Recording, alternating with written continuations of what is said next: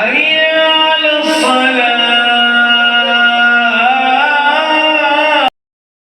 السلام علیکم ورحمۃ اللہ وبرکاتہ۔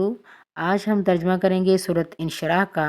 ترجمے سے پہلے اس کے مختصر سے پس منظر کی طرف جاتے ہیں۔ اللہ تعالیٰ جس کو نبوت دیتا ہے، اس کی سب سے زیادہ یہ خواہش ہوتی ہے کہ وہ اللہ کے ساتھ لو لگا کر بیٹھا رہے، اور رسالت کا فریضہ ایک ایسا فریضہ ہے کہ جس میں اللہ تعالیٰ اسے کہتے ہیں جاؤ خلق خدا کو ہدایت کا راستہ دکھاؤ۔ اب ایک طرف کیفیت یہ ہے کہ اللہ کا بندہ اللہ کے سامنے کھڑا ہے، اللہ کی طرف رخ کر کے رات گزارتا ہے۔ اس کی کیفیت، اس کے دل کی کیفیت، اس کے روح کی کیفیت کیا ہوتی ہے؟ انشراح والی ہوتی ہے، اور روحانی صفوں کے اندر وہ ترقی کر رہا ہوتا ہے۔ دوسری طرف وہ لوگوں میں جب جا رہا ہوتا ہے تو لوگ اسے دیوانہ کہتے ہیں، پاگل کہتے ہیں، اسے کہتے ہیں کہ یہی ہے وہ جس نے ہمارے معبودوں کو برا بھلا کہا۔ اب اس کا ایک تقدر اس کے دل میں ہوتا ہے۔ اب جب وہ اللہ تعالیٰ کے لیے کھڑا ہے تب وہ عروج ہے، لیکن جب اللہ کے احکام بندوں کو پہنچا رہا ہوتا ہے تو وہ ایک نزول کی شکل ہوتی ہے۔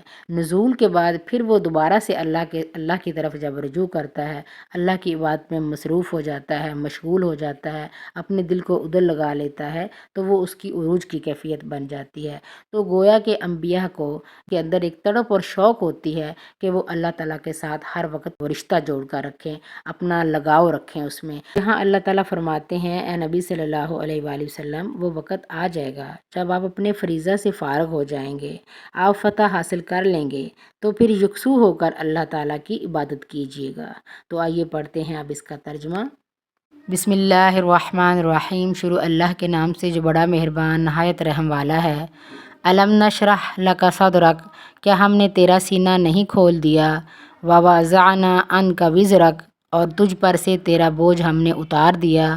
الذی انقض ظہرک، جس نے تیری پیٹھ توڑ دی تھی۔ ورفعنا لک ذکرک، اور ہم نے تیرا ذکر بلند کر دیا۔ فإن مع العسر یسرا، پس یقیناً مشکل کے ساتھ آسانی ہے۔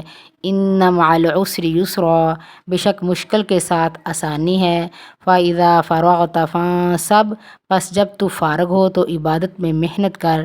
وإلی ربک فارغب، اور اپنے پروردگار ہی کی طرف دل لگا۔ السلام علیکم ورحمۃ اللہ وبرکاتہ۔ اللہم تقبل منا، جزاکم اللہ خیرہ۔